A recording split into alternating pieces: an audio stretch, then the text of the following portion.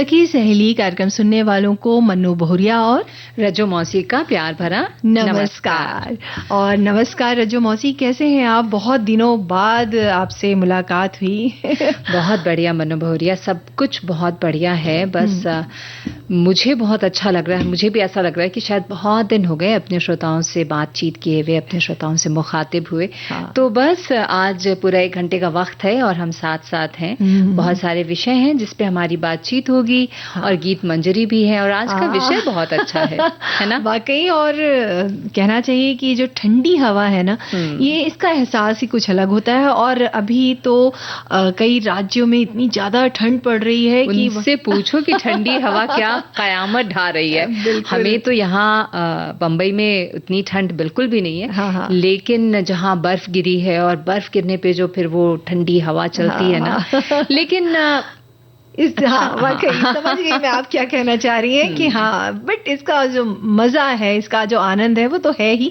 और साथ ही आज हम दादी माँ के नुस्खे में लेकर आए हैं काली मिर्च, क्योंकि ठंड चल रही है। तो ये जो कहना चाहिए काली मिर्च जो हर घर के रसोई में रहता ही है, तो इस काली मिर्च का भी उपयोग हम कैसे करते हैं, खासकर ठंड के दिनों में, ये भी जानेंगे। बहुत उपयोगी होता है अच्छे स्वास्थ्य के लिए। और शहीद दिवस, महात्मा गांधी की पुण्यतिथि, जी हाँ, और राष्ट्रीय स्वच्छता दिवस भी है। तो ये सभी विषय रहेगा जब हमारे श्रोताओं के बहुत सारे संदेश भी आ चुके हैं और आते रहेंगे, है ना? जी। तो संदेश से ही शुरू करें? नहीं, मैं तो कहूंगी कि गीत से शुरुआत करते हैं। चलिए, कोई बात नहीं।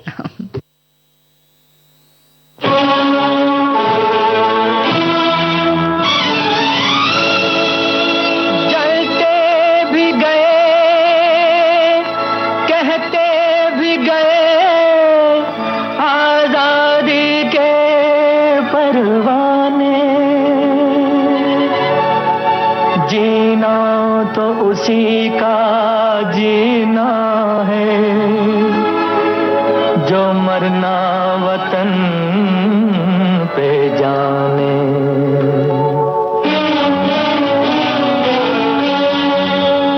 ऐ वतन हमको तेरी कसम, तेरी राहों में जहाँ तक लुटा जाएंगे। फूल क्या चीज है तेरे कदमों पे, हम भेंट अपने सरों की चढ़ा जाएंगे। ऐ वतन हमको तेरी कसम, तेरी राहों में जहाँ तक लुटा जाएंगे। ऐ वतन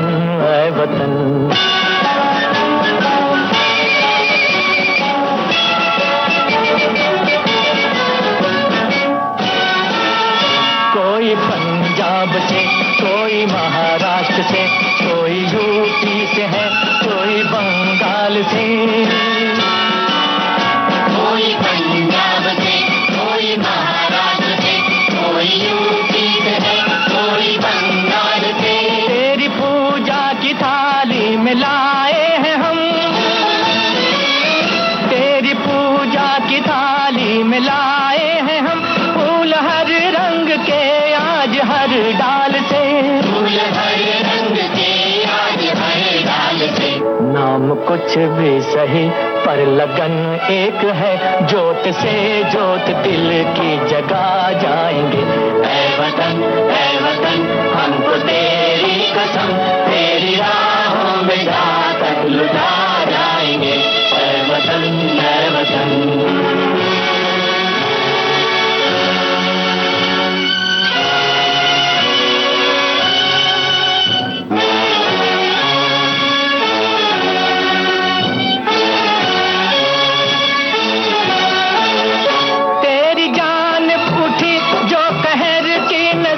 उस नजर को झुका के ही दम लेंगे हम। तेरी जान उठी जो कहर की नजर, उस नजर को झुका के ही दम लेंगे हम। तेरी धरती पे है जो कदम गैर का, उस कदम का निशान तक मिटा देंगे हम। उस कदम का निशान तक मिटा देंगे हम। जो भी दीवार आएगी अब सामने, ठोकरों से उसे हम गिरा जाएंगे। ऐ वतन हमको तेरी कसम, तेरी राहों में जहाँ तक लुटा जाएंगे, ऐ वतन ऐ वतन। तो बिल्कुल, हाँ, देखो कितना खूबसूरत ये गीत था।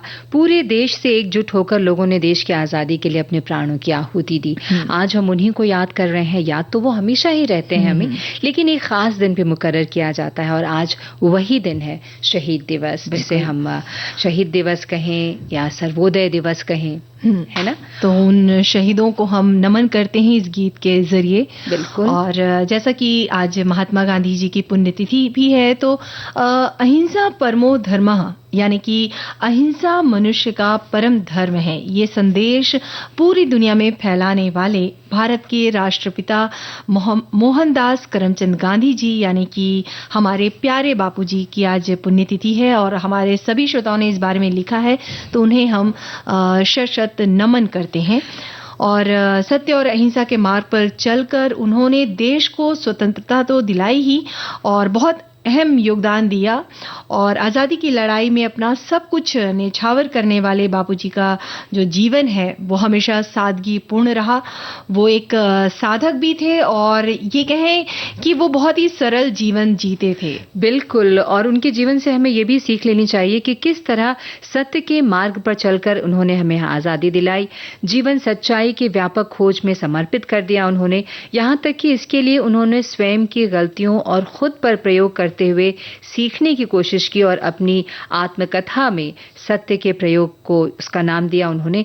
और इस किताब में उन्होंने दर्शन और जीवन के मार्ग का वर्णन किया है और कहा है कि जब मैं निराश होता हूं तब मैं याद करता हूं कि हालांकि इतिहास सत्य का मार्ग होता है, किंतु प्रेम इसे सदैव जीत लेता है।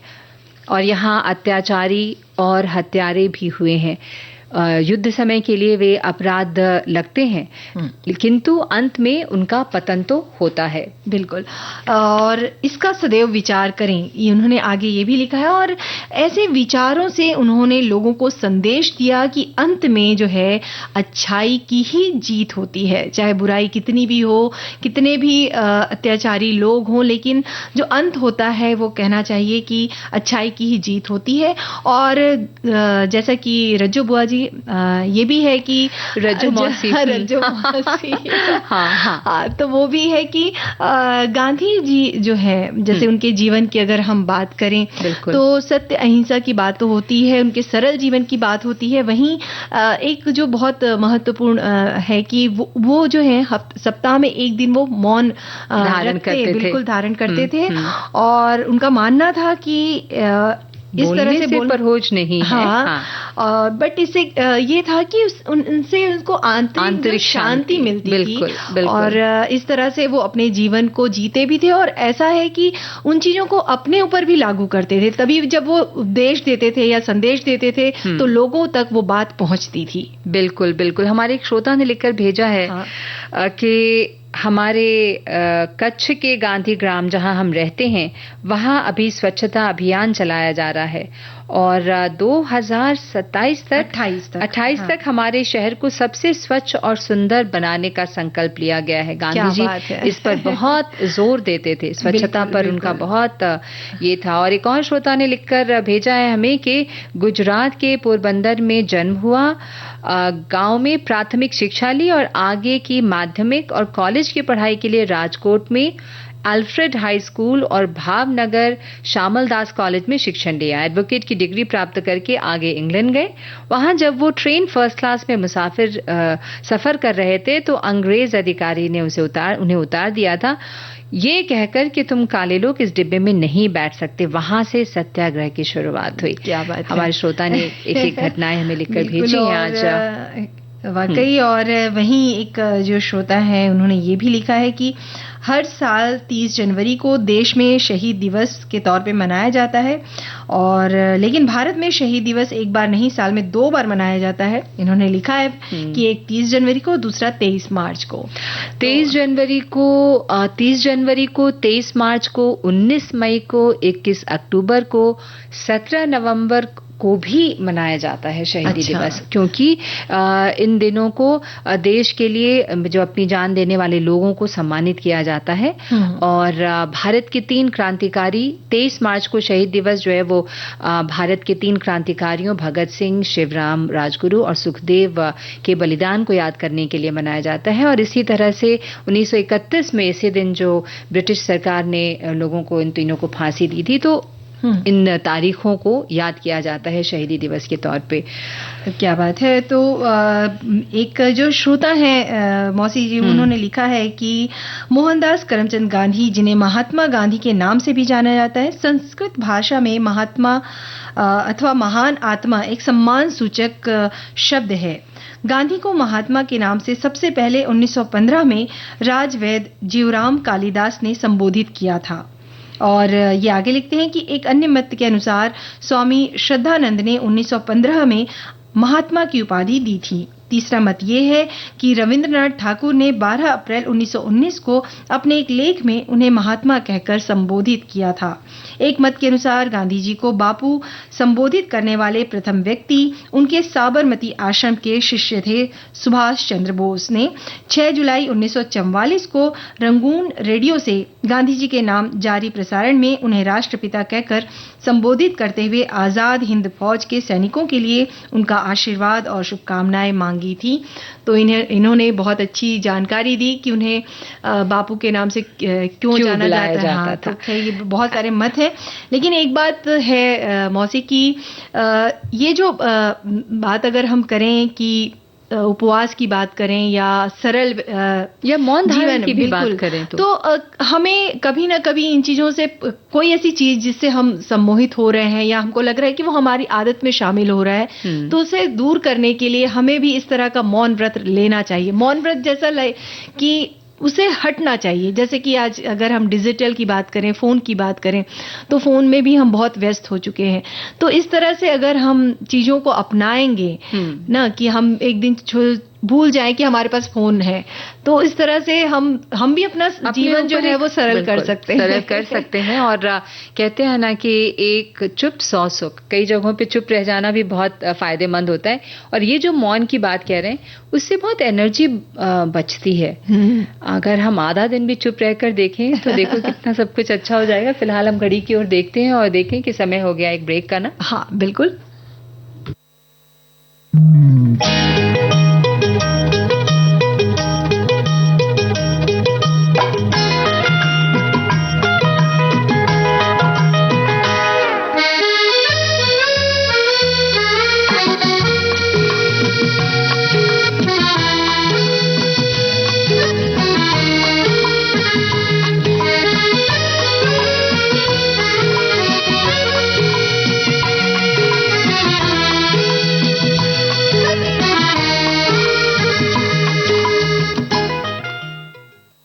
अंतराल के बाद एक बार फिर स्वागत है आपका सखी सहेली कार्यक्रम में। और हम बातचीत कर रहे हैं, आज 30 जनवरी है उस पर। तो स्वच्छता को आचरण बनाओ, रोज सफाई करना ना भूल पाओ। स्वच्छ भारत, स्वस्थ भारत, खुद रखोगे साफ तभी अगली पीढ़ी बटाएगी हाथ। गांधी जी के सपनों का भारत हमें बनाना है, पूरा भारत स्वच्छ रहे, यही हमारा नारा है। हमारे एक श्रोता बंधु ने ये खूबसूरत सा संदेश हम तक पहुंचाया। क्या बात है, बहुत ही सुंदर।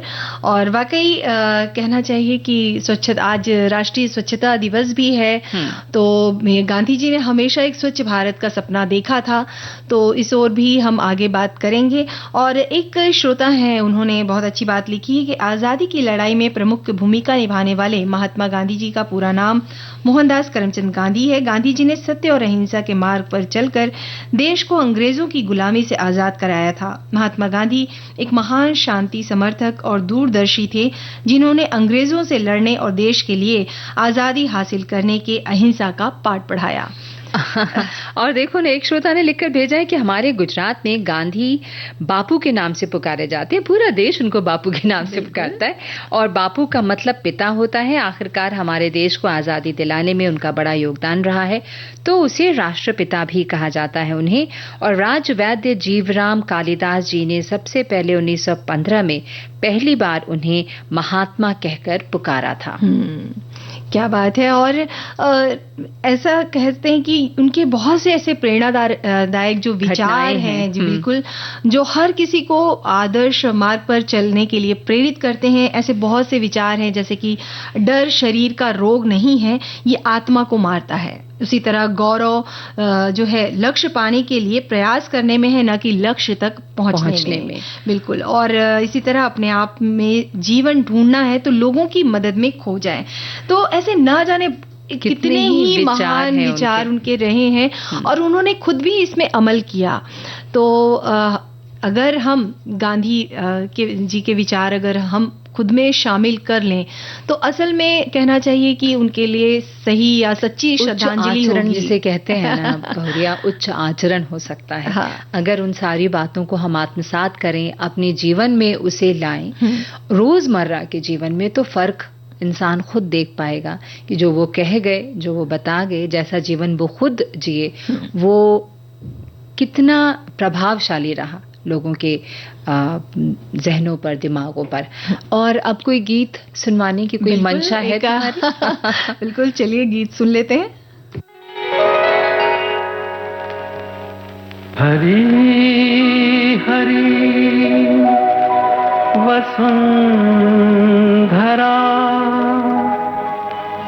नीला नीला ये गगन, नीला नीला ये गगन।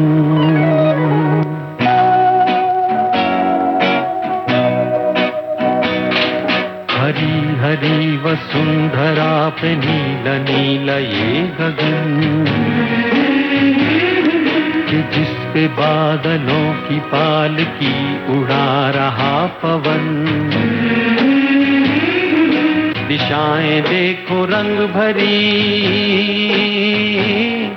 दिशाएं देखो रंग भरी, चमक रही उमंग भरी। ये किसने फूल फूल पे, ये किसने फूल फूल पे किया सिंगार है? ये कौन चित्रकार है? ये कौन चित्रकार? ये कौन चित्रकार है? ये कौन चित्रकार है? ये कौन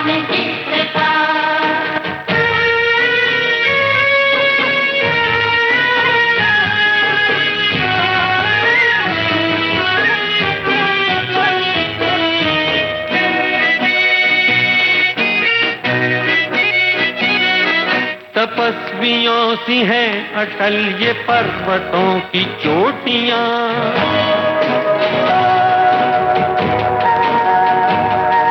ये सर्प सी घुमेरदार घेरदार घाटियां।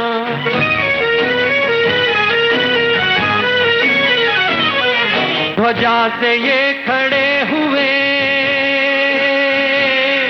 ध्वजा से ये खड़े हुए हैं वृक्ष देवदार के, गलीचे ये गुलाब के, बगीचे ये बहार के। ये किस कवि की कल्पना, ये किस कवि की कल्पना का चमत्कार है? ये कौन चित्रकार है? ये कौन चित्रकार? ये कौन चित्रकार है? ये कौन चित्रकार है? ये कौन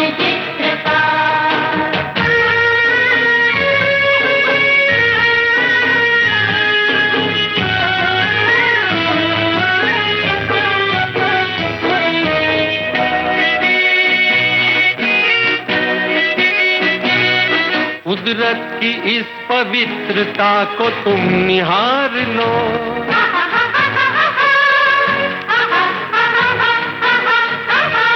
इसके गुणों को अपने मन में तुम उतार लो।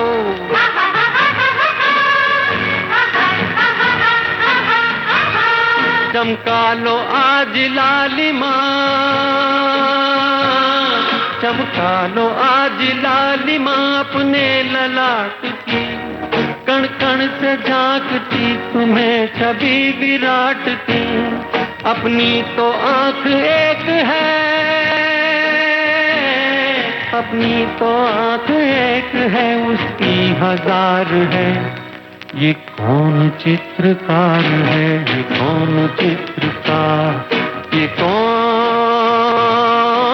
चित्रकार है, ये कौन चित्रकार है, ये कौन चित्रकार, ये कौन चित्रकार। वाकई ये कौन सा चित्रकार है जिन्होंने इतनी प्यारी प्रकृति बनाई, इतने प्यारे प्यारे फूल बनाए, पेड़ पौधे, चहचहाती हुई चिड़िया, नदी, पहाड़।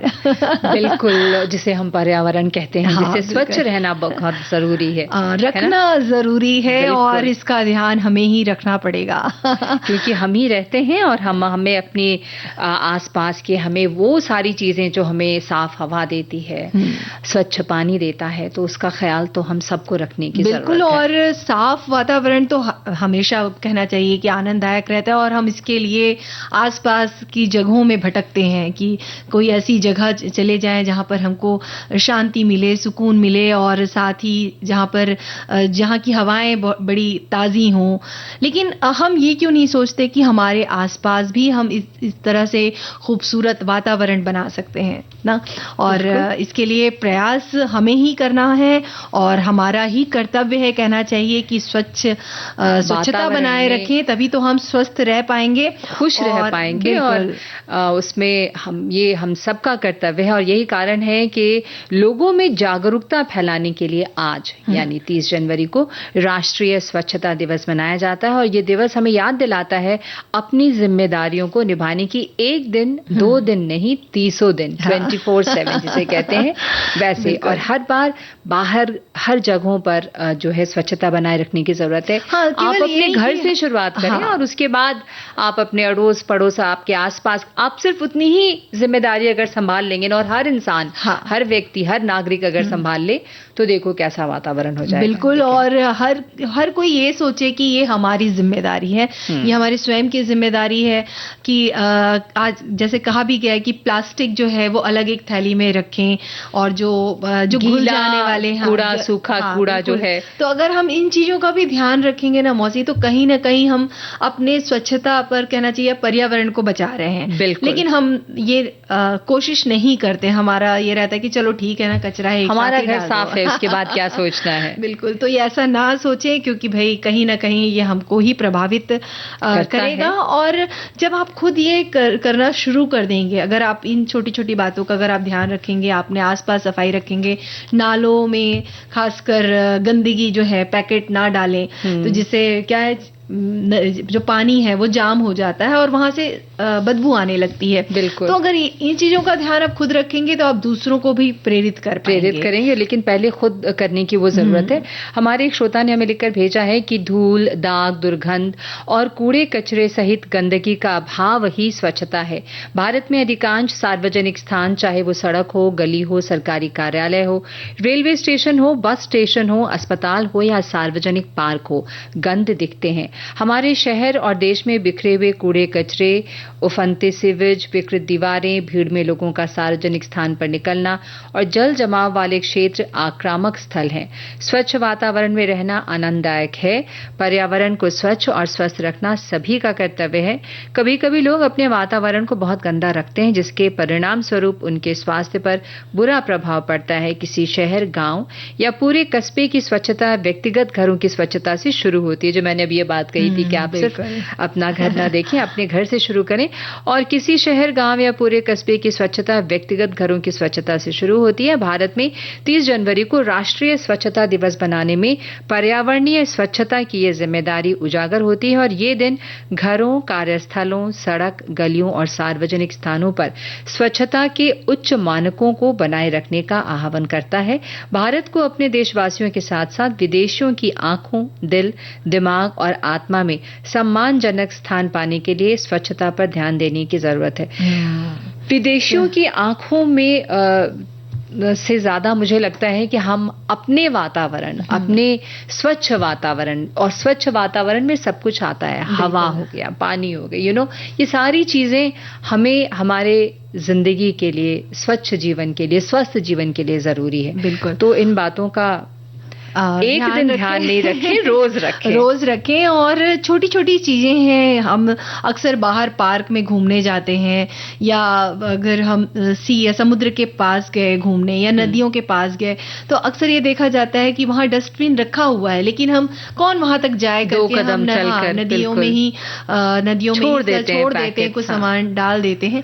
तो देखिए, ये स्वच्छता की तो बात है ही, और ये भी कि जो समुद्री जो जीव जंतु हैं उनका जीवन पर भी प्रभाव पड़ेगा, और वो ऐसा एक दिन ऐसा भी आ सकता है कि वो जीव जंतु विलुप्त हो जाएं, और ऐसे में हमारा समुद्र, या कहना चाहिए कि हमारा जो जल स्तर की हम बात करें तो वो खतरे में ना पड़ जाए। तो इस तरह की चीजों का भी ध्यान रखें। और अपने से छोटे जो बच्चे हैं, खासकर जो आप, क्योंकि आप जो करेंगे वो बच्चे सीखेंगे। तो ये जरूर ध्यान रखें कि जो आप कर रहे हैं वो बच्चे ना करें, और बच्चों को बल्कि सिखाएं आप कि भाई कचरा यहाँ ना डाले बेटा, आप वहाँ डस्टबिन रखा हुआ है, क्योंकि इतनी सुविधाएं हैं, इतना सारा सब जगह ऐसे कूड़ा कचरे के डब्बे होते हैं जहां आप डाल सकते हैं। और देखो, एक और संदेश है कि राष्ट्रीय स्वच्छता दिवस मात्र एक आयोजन ही नहीं है, अपितु संपूर्ण स्वच्छता के महत्व का परिद्योतन होना चाहिए। यहाँ संपूर्ण का तात्पर्य शारीरिक, मानसिक ही नहीं, अपितु घर परिवेश से लेकर सामाजिक स्वच्छता तक निहित है।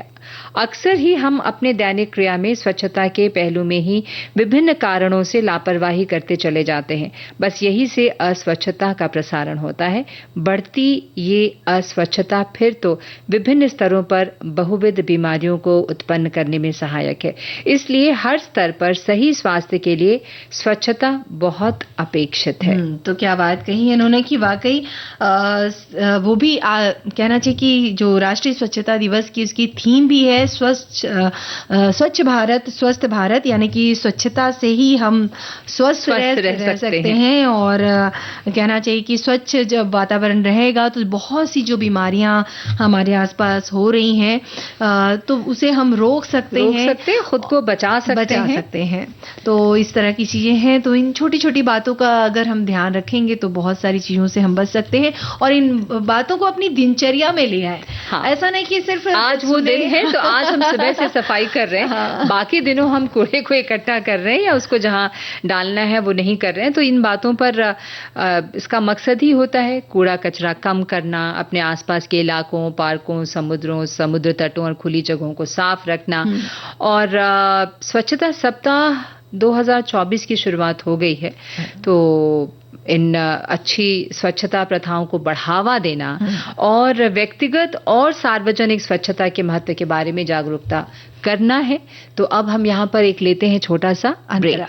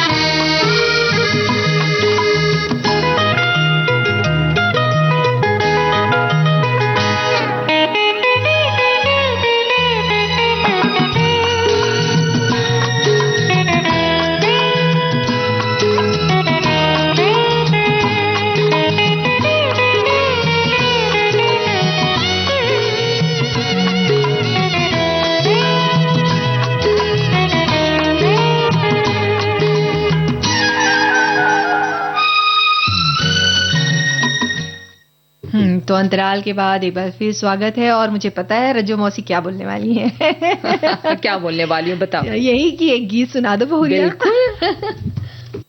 हाँ, चल के तुझे मैं लेके चलूं एक ऐसे गगन के तले, जहाँ गम भी न हो आंसू भी न हो, बस प्यार ही प्यार पले। हाँ, चल के तुझे मैं लेके चलूं एक ऐसे गगन के तले, जहाँ गम भी न हो आंसू भी न हो, बस प्यार ही प्यार पले, एक ऐसे गगन के तले।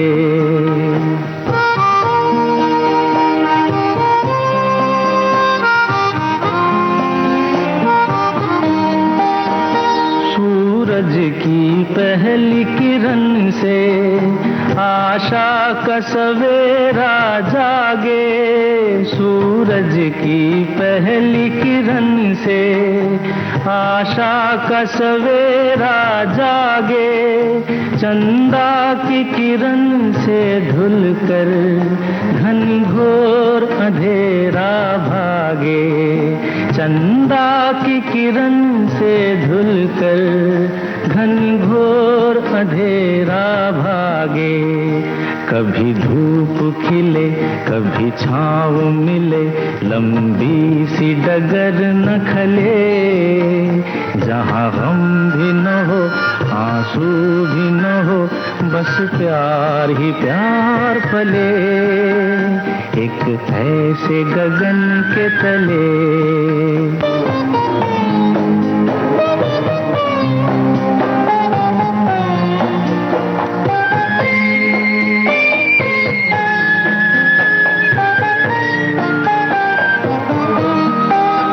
जहाँ दूर नजर दौड़ाए, आजाद गगन लहराए, जहाँ रंग बिरंगे पंछी आशा का संदेशा लाए, जहाँ रंग बिरंगे पंछी आशा का संदेशा लाए, सपनों में पली हंसती हो कली, जहाँ शाम सुहानी ढले, जहाँ गम भी न हो आंसू भी न हो, बस प्यार ही प्यार पले।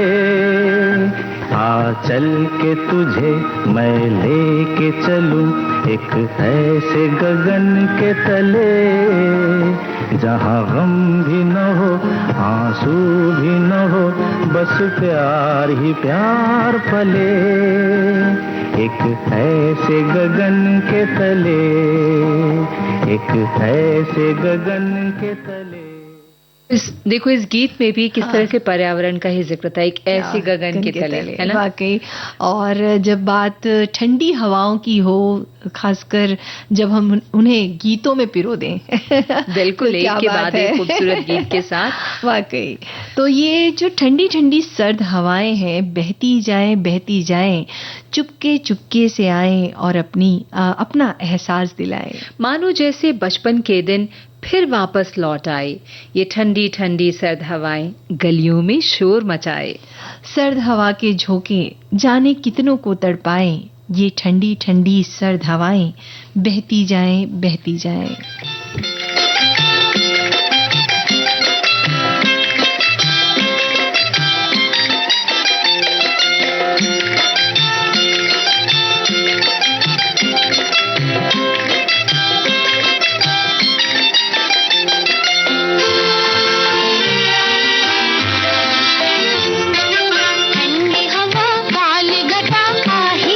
झूम के प्यार लिए डोले हंसी नाच दिया।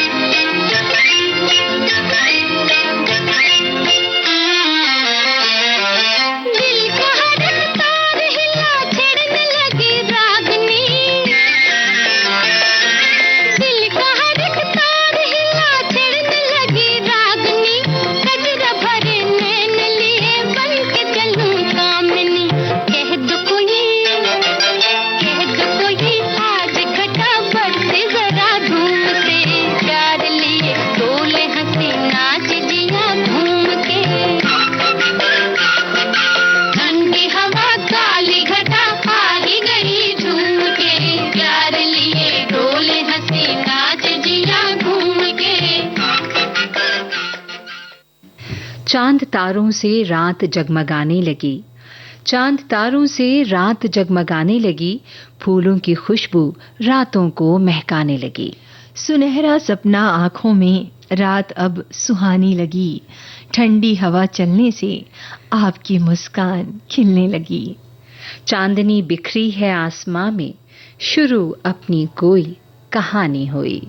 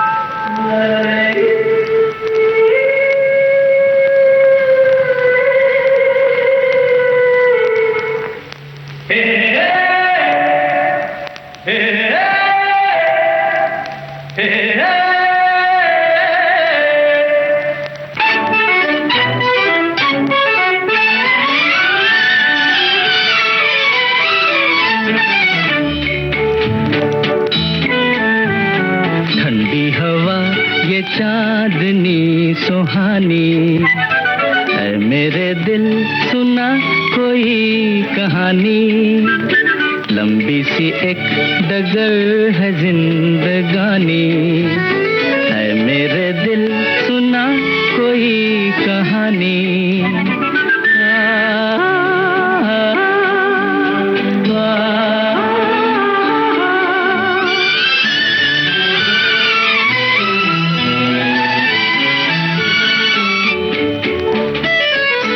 हसी नजारे सपनों में खो गए, सर रख के आसमां पे पर्वत भी सो गए। सारे हसी नजारे सपनों में खो गए, सर रख के आसमां पे पर्वत भी सो गए।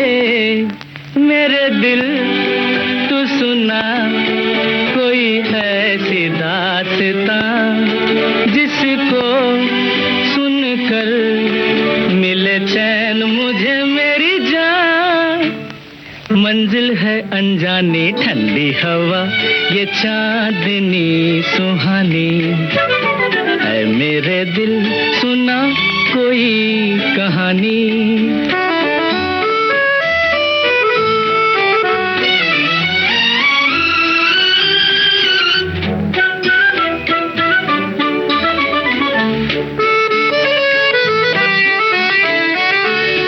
ऐसे मैं चल रहा हूँ पेड़ों की छाँव में, जैसे कोई सितारा बादल के गाँव में।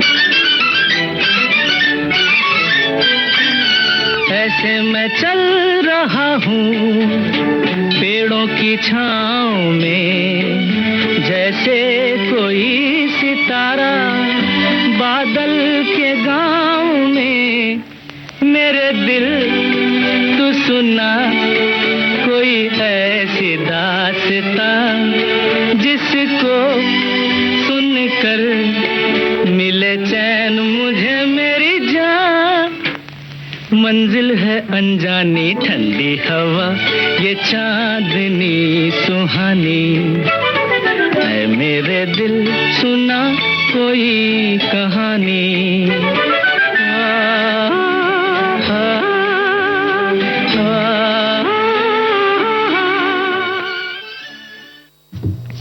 नजदीक हो मेरे फिर भी साथ नहीं, नजदीक हो मेरे फिर भी साथ नहीं, महसूस होते हो मुझे लेकिन वो एहसास नहीं। छूकर तुम्हें जो चली थी जब ठंडी हवाएं, छूकर तुम्हें जो चली थी जब ठंडी हवाएं, सर्द तो है पर तुम्हें तुम्हारे होने की वो महक नहीं।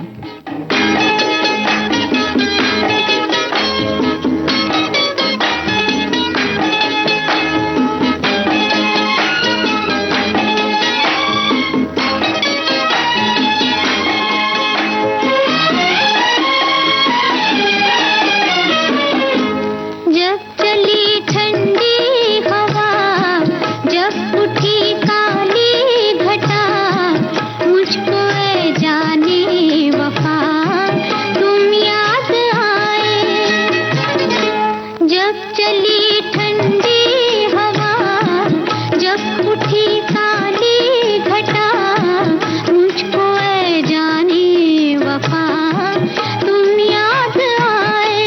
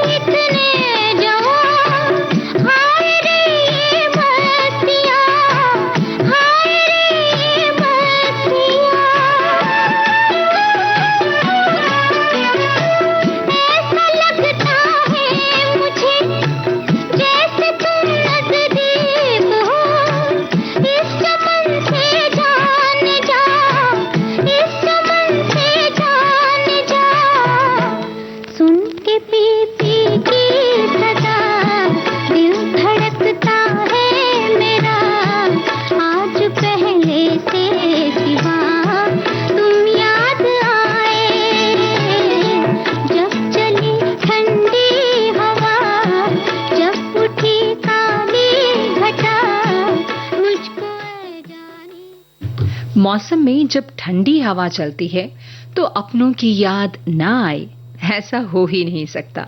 ठंडी हवा अपने साथ बादलों के प्यार का पैगाम लाती है और वो बादल सर्द मौसम के प्यार में पूरी तरह भीग चुका होता है। ठंडी हवा को नसीहत है मेरी, ठंडी हवा को नसीहत है मेरी कि कहीं और जाके सताए। ये मौसम अब मेरे और उनके बीच बातों का है, मुलाकातों का है।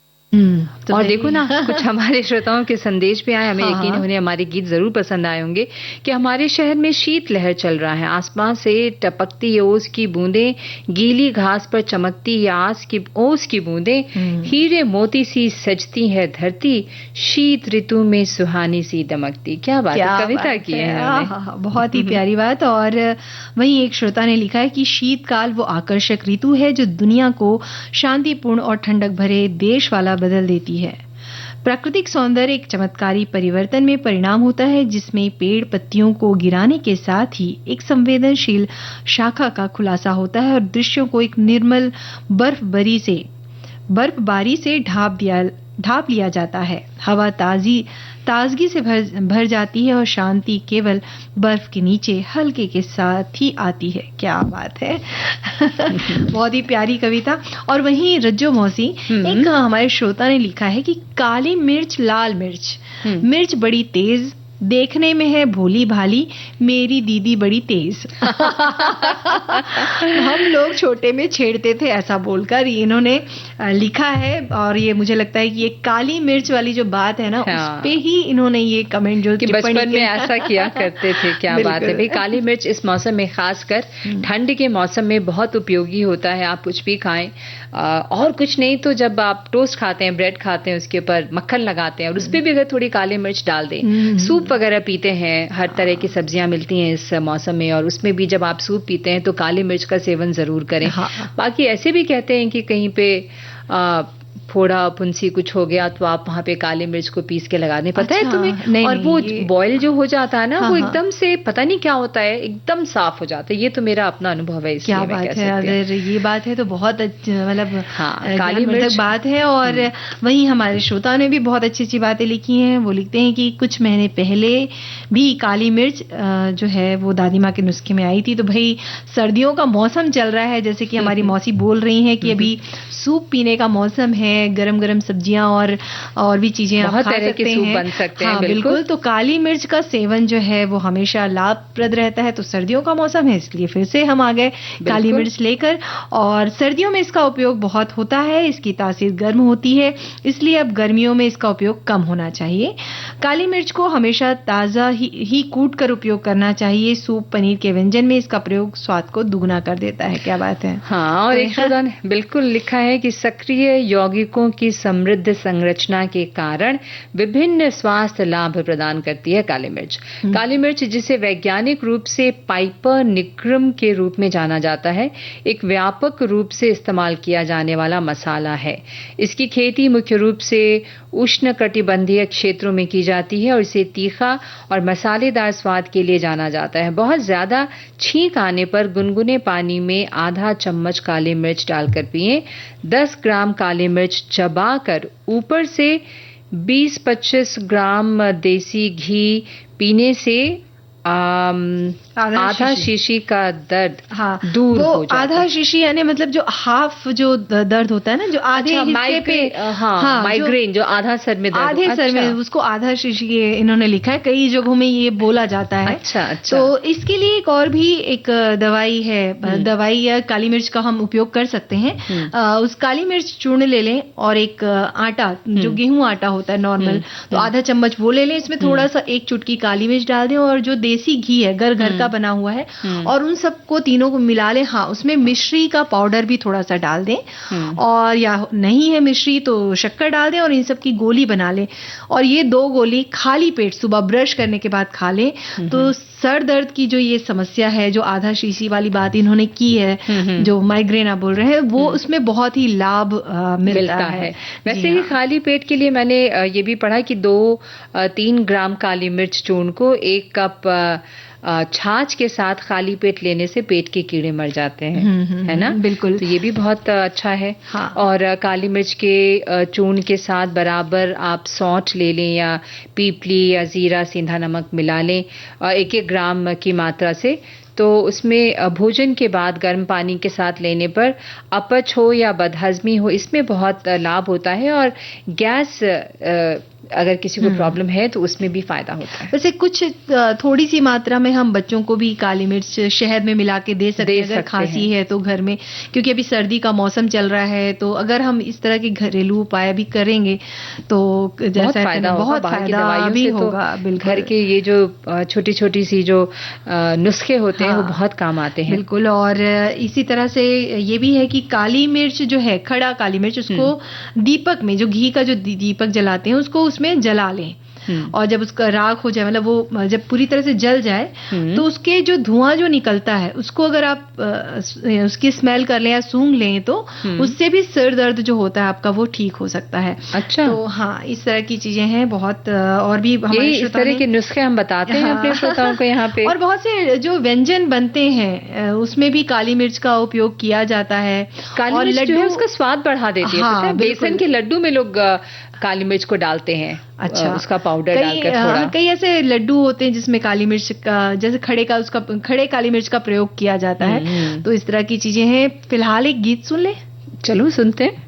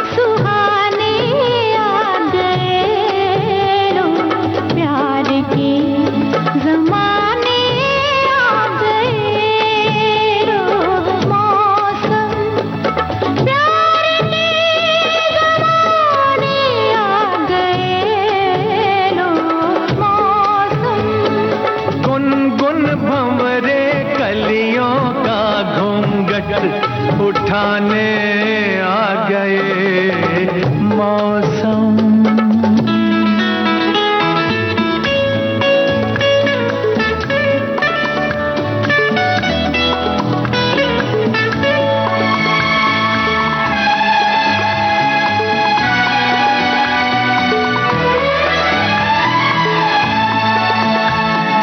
तौबा कोई देख इन जुल्फों का बिखरना, तो भूले जीना मरना।